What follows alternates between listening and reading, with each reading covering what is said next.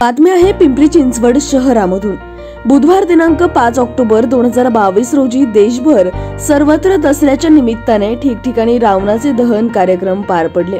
त्याचप्रमाणे पिंपरी चिंचवड शहरात देखील बहुतांश ठिकाणी 2 वर्षाच्या कोविडच्या काळानंतर रावण दहनाचा कार्यक्रम पार पडला। पिंपरी गावातील नवमहाराष्ट्र विद्यालयाच्या मैदानावर माजी नगरसेवक संदीप वाघिरे यांच्यातर्फे पिंपरी चिंचवड शहरातील सर्वात मोठ्या रावण पुतळ्याचे दहन आयोजित करण्यात आले होते। हा पुतळा जवळपास 70 फूट उंच होता, ज्याला पाहण्यासाठी शहरातील नागरिकांनी एकच गर्दी केली होती। या ठिकाणी येणाऱ्या नागरिकांच्या मनोरंजनासाठी मंचावर गरबा नृत्य गाण्याचे हा कार्यक्रम आणि इतर मनोरंजनाचे कार्यक्रम ठेवण्यात आले होते।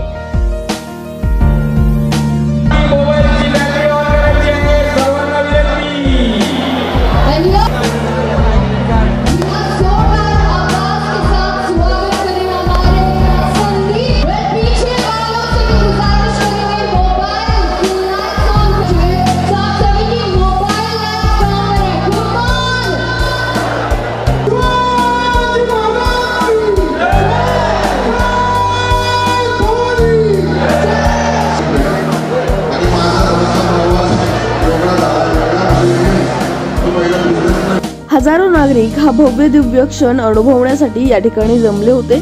याच कार्यक्रमाचे आयोजक संदीप वाघिरे यांच्याशी या कार्यक्रमाबद्दल अधिक माहिती जाणून घेण्याचा प्रयत्न केलाय आमचे प्रतिनिधी प्रसन्न तरडे यांनी।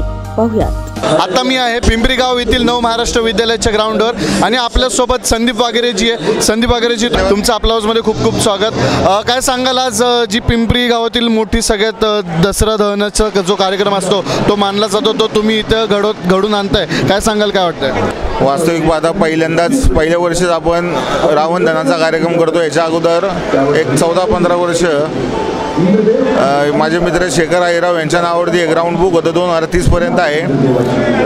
आणि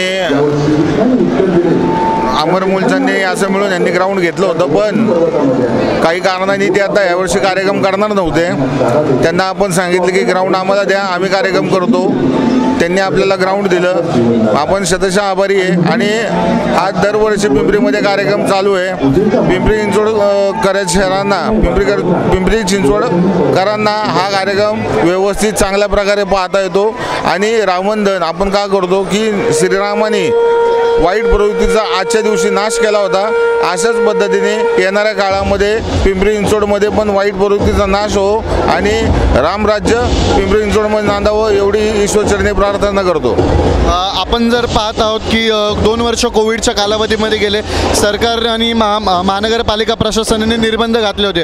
आता कुठेतरी 2 वर्षानंतर सगळे निर्बंध उठल्यानंतर यावर्षी कुठल्या उत्साहात नवरात्री उत्सव म्हणा किंवा रावण दहनाचा जो कार्यक्रम आहे तो कुठल्या उत्साहात या ठिकाणी पार पडतो?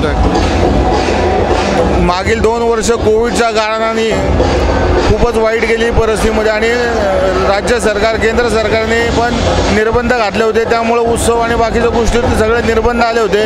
पण आता कोरोना काही प्रमाणात कमी झालेला आहे आणि त्याचं जे काय इफेक्ट्स होते ते पण बऱ्यापैकी निर्मूलन झालं आहे आणि शासनाने पण सगळे निर्बंध हटवलेत। दहीहंडी पण असाच जोरात मोठा उत्सव पार पडला होता आणि रावण दहन पण असाच उत्सव चांगल्या प्रमाणे पार पडतोय। आणि आपण एक ईश्वराकडे प्रार्थना करू की बाबा देवा आता कुठलीही रोगराई येऊ नको देऊ आणि सगळ्यांना आरोग्यदायी सुख समृद्धी भरभराटीचं जीवन लाभो ही प्रार्थना करतो। तर नक्कीच आपण पाहू शकता या ठिकाणी नवमहाराष्ट्र विद्यालय पिंपरीच्या ग्राउंडमध्ये हजारोच्या संख्येने या ठिकाणी नागरिक जमले आहेत। या ठिकाणी संदीप वाघिरे यांच्या वतीने या ठिकाणी भव्य असा रावण दहनाचा कार्यक्रम इथं पार पडणार आहे। जवळपास इथे रावणाच्या 70 फुटाची प्रतिमा तयार करण्यात आली आहे आणि हजारो नागरिक या ठिकाणी हे रावण दहन बघायला जमले आहेत। कॅमेरामॅन भानुदास शिवराळसह प्रसन्न तरडे, आपला आवाज, पिंपरी चिंचवड।